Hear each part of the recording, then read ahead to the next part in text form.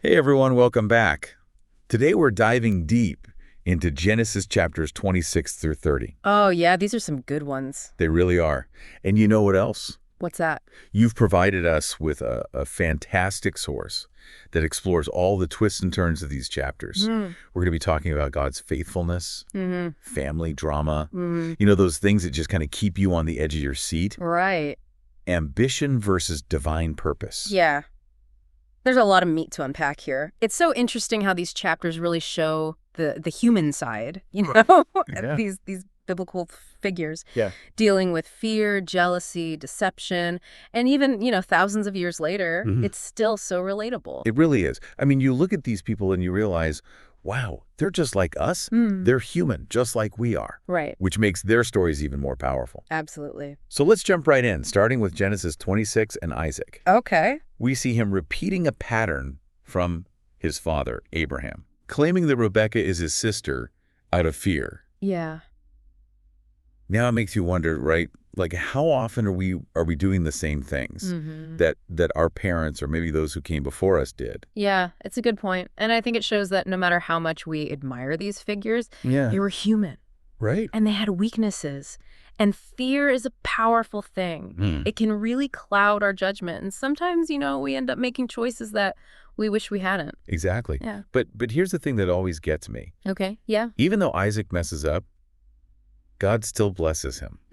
Isn't that amazing? It really is. God's promises, It really shows how much grace God has. Yeah. And it shows us that his promises, they just don't go away. Right. They endure. And, it's interesting. We see Isaac reopening those wells that Abraham dug. Oh, that's a great point. It's almost symbolic, don't you think? It is. I see it as like a metaphor Okay. for tapping into our potential. Yeah. He rediscovered what his father had done, and he benefited from it. Right. So maybe we need to look at our own lives and say, okay, what wells do I need to reopen? That's a good question. What gifts have we neglected? Right. What opportunities are there? Yeah. Now, speaking of digging into deeper issues, Genesis 27 takes us into this whole world of deception, Oh, boy. Yeah. betrayal. Yeah. You've got Jacob Uh-huh. and his mother, Rebekah. Right. They work together to steal Esau's blessing. Yeah. Have you ever felt that temptation to take a shortcut? Oh, I think we all have at Yeah. some point. This story it's intense, but man, is it relatable. It is. And I think it's a good reminder that dishonesty, Yeah. it catches up to us. It always does. Things unravel. Yeah. One lie leads to another, Yeah. and people get hurt.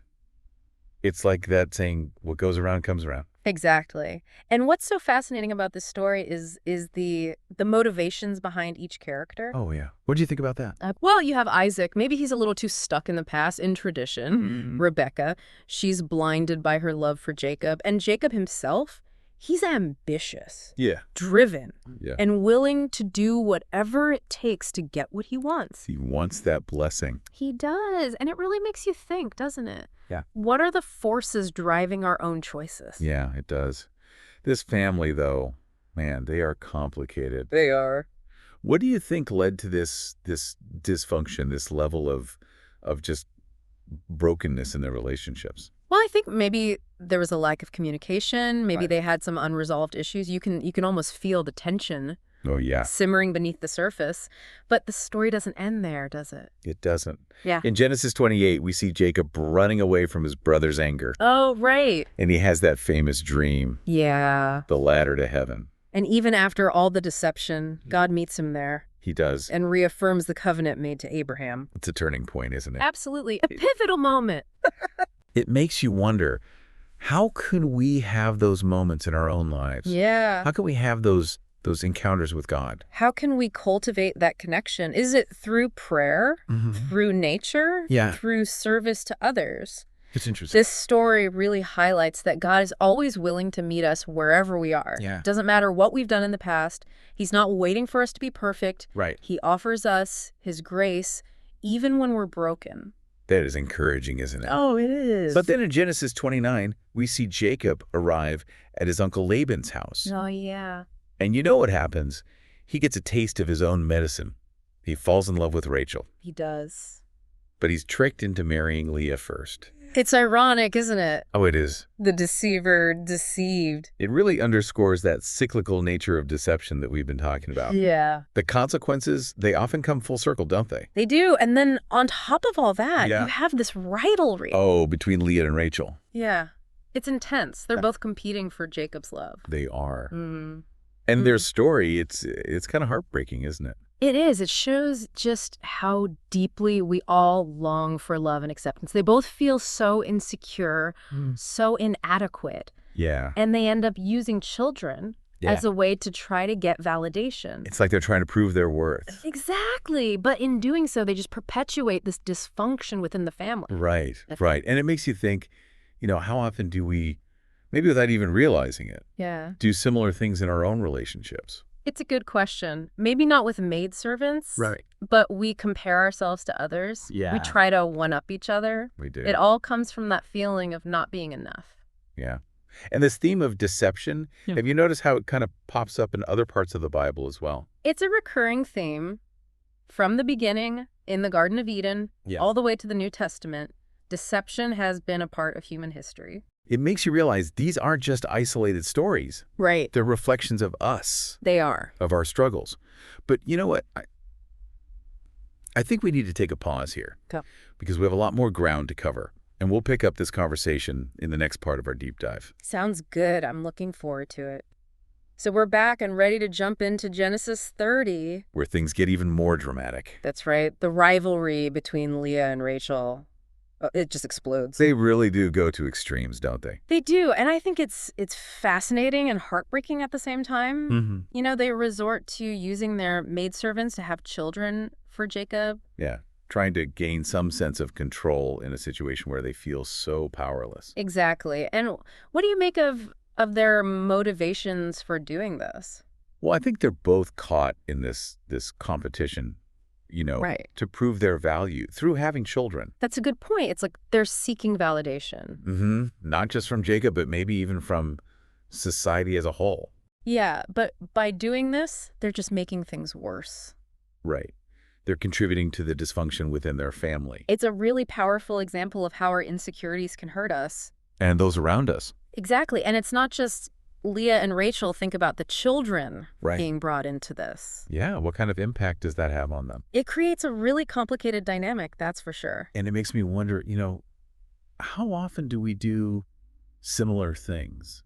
Right. Maybe not with maidservants. Right, of course not, but in more subtle ways. Yeah, those little comparisons, trying to one-up each other. It's a timeless pattern, isn't it? It is, unfortunately. You see it everywhere. From sibling rivalries to workplace competition to social media. It's like we're constantly trying to prove that we're better than everyone else. And it all comes from this feeling that we're not enough as we are. So how do we break free from that? That's the million-dollar question.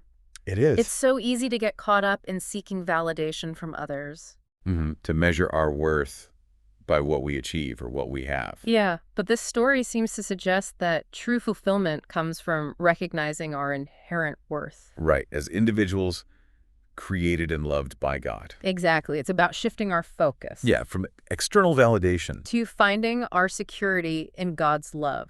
And speaking of God's love, this concept of covenant. Yeah. It's woven throughout these chapters. It is God's promise to Abraham and then to Isaac and Jacob. Right. For those who might not be familiar with this term, though, what does covenant mean in this context?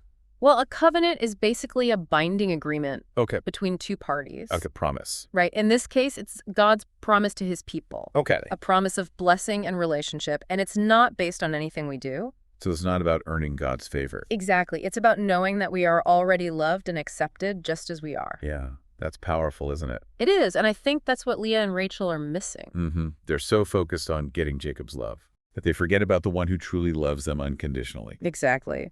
But here's where the story takes a surprising turn. Okay. Despite all this family drama, God steps in and blesses both Leah and Rachel with children. He does. He starts to fulfill his promise to build a nation through Jacob. Even though things are far from perfect. It's like he's saying, I can work with this. Yeah. I can use your mistakes, your messy situations to accomplish my purposes. That's a really hopeful message, isn't it? It is. It really is. It makes you wonder, though, why didn't God just create a perfect family? That is a good The question. perfect situation for all of this to happen, It is, and I don't think there's an easy answer. right? Why all the drama and heartache Well, I think part of it is that God chose to work through real people. with all their flaws and imperfections? Exactly. Their story shows his grace and sovereignty, Mm. his ability to bring good out of even the most difficult circumstances. And I think that's what makes these stories so powerful for us today. I agree. They remind us that we don't have to be perfect. Right. God can use us, Even with our brokenness. even in our messy situations. Yeah, He can bring beauty out of it all. absolutely.